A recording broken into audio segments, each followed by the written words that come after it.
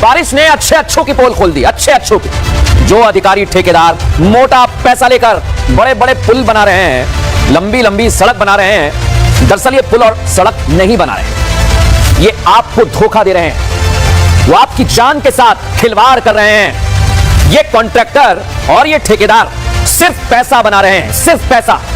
और आपको क्या मिल रहा है, सोचा है कभी? टूटी सड़क, गड्ढे, आपकी कॉलोनी में पानी भरा होगा, आपने किसी से कहा? नहीं कहा होगा। ये नेता अधिकारी सोते रहेंगे, इन्हें जगाना होगा। मैं बार बार कह रहा हूं आप लोगों से, इन्हें अगर अभी नहीं जगाया ना आपने, तो वो दिन दूर नहीं है जब सब कुछ पानी पानी हो जाएगा। इसलिए मैं कह रहा हूं कि बारिश से विकास पर ब्रेक लगेगा, सब कुछ पानी पानी हो जाएगा। आप लोग बताइए मुझे थोड़ी देर के लिए, क्या बारिश पहली बार हो रही है धरती पर? बताइए जरा। हर साल होती है ना बारिश, तो हर साल होती है बारिश। जब आती है तो सब कुछ अच्छा होना चाहिए, लेकिन यहां तो उल्टा हो रहा है, ठीक उसके उलट। क्योंकि बारिश आई नहीं, सबसे पहले तो बिजली काट देते हैं, बिजली तुरंत जैसे ही बारिश हुई बिजली कट गई। अरे क्यों भाई, बिजली क्यों काटी आपने? आप व्यवस्था को सुधारिए ना। और इनसे भी इनका पेट नहीं भरता है, तो पानी भरा हुआ है, करे तो करे क्या आदमी? बारिश हो रही है, बिजली चली गई, पानी भरा हुआ है, बड़े बड़े शहर थम गए। और एक और कड़वी बात आज मैं कहने जा रहा हूं, आप लोग मेरी बात से सहमत होंगे, यह भी बता देता हूं पहले, मुझे आप कमेंट करके बताइएगा कि क्या देश में ठीक से काम करने वाले लोग नहीं बचे? क्या इंजीनियर नहीं बचे? क्या ठेकेदार नहीं बचे? नहीं बचे, बिल्कुल नहीं बचे, मैं तो कह रहा हूं। और मुझे तो अब लगता है कि अमेरिका और जापान से लाना पड़ेगा लोगों को, क्योंकि भारत के लोग यहां पर भ्रष्टाचार कर रहे हैं, पैसा खा रहे हैं, इन्हें पैसे खाने से फुर्सत नहीं है। पहले तो सालों में सड़कें खराब होती थी, लेकिन अब तो हद ही हो गई।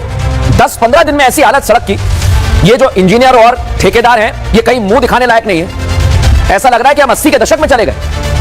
मैंने मान लिया चलिए नेशनल हाईवे बहुत अच्छे हैं, लेकिन बाकियों का क्या? बाकी शहरों का क्या?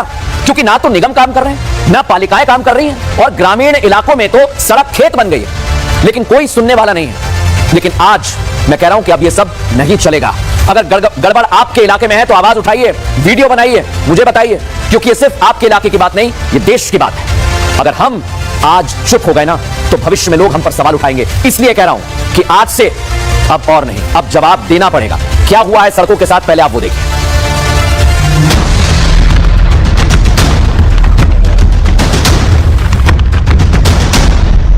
सड़कों पर लबालब पानी, जहां तहां बड़े बड़े गड्ढे, कई किलोमीटर लंबा ट्रैफिक जैम, सड़क पर बिताए कई घंटे।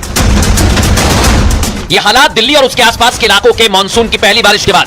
जहां जाओ वहां सड़क पर कई फीट पानी भरा है। ऑफिस जाने में देरी, स्कूल जाने में समस्या, मरीजों के लिए सबसे बड़ी आफत।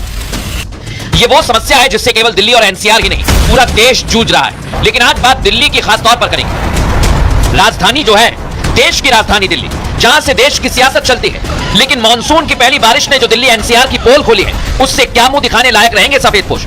क्योंकि जब ये दिल्ली, नोएडा, गुरुग्राम की सड़कों पर निकलेंगे, तो सबसे पहले तो इनका ट्रैफिक जाम में फंसना तय है। और गलती से अगर पैदल निकल गए तो सफेद कपड़े लौटने पर सफेद नहीं रहेंगे, क्योंकि ऐसी व्यवस्थाएं सरकार नहीं करती है। सोचिए कितना दो चार होना पड़ रहा होगा आम आदमी को, ना कोई अपने काम पर समय पर पहुंच पा रहा है। और आज सुबह की तो छोड़िए, कल शाम जब पानी बरसना शुरू हुआ, तब लोगों ने आधे घंटे का रास्ता 1.5 से 2 घंटे में पूरा किया। और इसी के साथ थम चुकी है देश की रफ्तार। इसलिए लोग कह रहे हैं इससे तो गर्मी ही अच्छी है, नहीं चाहिए बारिश से सुहाना मौसम जो घंटों रास्तों में ट्रैफिक में फंसा दे। मैं सुबह 8:30 बजे निकला हूँ। कहाँ से? दिल्ली कैंट से। कहाँ जाना है? गुरुग्राम। ट्रैफिक जाम में आप फंसे पड़े, तो देख सकते हैं कि किस तरीके से यहाँ परिस्थिति है। ये देखिए, कुछ और भी राहगीर हमसे बात करते हैं। क्या कहेंगे, कब से निकले पड़े और कहाँ फंसे? सर मैं निकला हूँ आपका 8 बजे से निकला हुआ हूँ संगम बिहार से, अभी तक यहीं फंसा हुआ हूँ। और इसकी कोई वो नहीं है, रास्ता देख लीजिए, पानी देख लीजिए, मेरे जूते कहाँ गए। सबसे ज्यादा हैरान करने वाली तस्वीर तो गुरुग्राम के सर्दन पेरिफेरल रोड से सामने आई, जहां कई फीट गहरे गड्ढों में ट्रक धंस गया। इसे खाई समझने की भूल मत करिएगा। ये तस्वीर गुरुग्राम के सर्दन पेरिफेरल रोड की है, जहां रात तक तो सड़क थी, लेकिन सुबह होते होते बड़ा सा गड्ढा बन गया। लोग रात को छोड़कर कुछ गए थे और सुबह लौटे तो कुछ मिला। यहाँ सड़क था या गड्ढा था? सड़क थी सर यहाँ पे। यहाँ रास्ता था या गड्ढा था? नहीं सर, यहाँ तो ये रास्ता था, गड्ढा तो नहीं था। पर आप सरकार का काम देख लो जी। हैरान करने वाली बात तो यह कि ये सड़कें कोई सालों पुरानी नहीं थी, महीनों पुरानी भी नहीं थी, जो 12 घंटे की बारिश ना झेल पाए। ये सड़क तो महज 15 दिन पुरानी थी, जो कुछ मिलीमीटर बारिश में बड़े गड्ढे में बदल गई। कुछ दिन पहले सड़क बनी थी, अभी बनी थी, 15 दिन हुए ज्यादा ढंग से।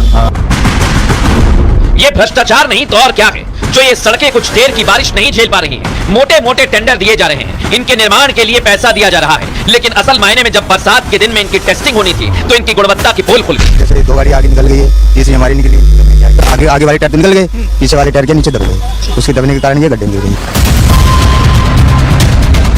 कहीं गड्ढे हो गए हैं तो कहीं सड़कों पर पानी भरने से शहर की रफ्तार रुक गई है। इससे केवल उन लोगों को परेशानी नहीं हुई, बल्कि इससे देश पीछे जा रहा है, क्योंकि इनमें कई लोग अपनी रोजी रोजगार पर जाने वाले हैं। वो पैसा देश के विकास में काम आता, लेकिन शायद ये तो सरकारें चाहती ही नहीं है, ये तो नेताजी चाहते ही नहीं। देश पीछे जाए तो जाए, इन्हें क्या, खुद तो सत्ता पर काबिज हैं, लेकिन जनता गड्ढों में ही टहल रही है। लेकिन ये सड़क सिर्फ गड्ढे में तब्दील नहीं हुई है, ये एक सवाल पैदा कर रही है। अगर देश को विकास की रफ्तार देनी है तो सड़क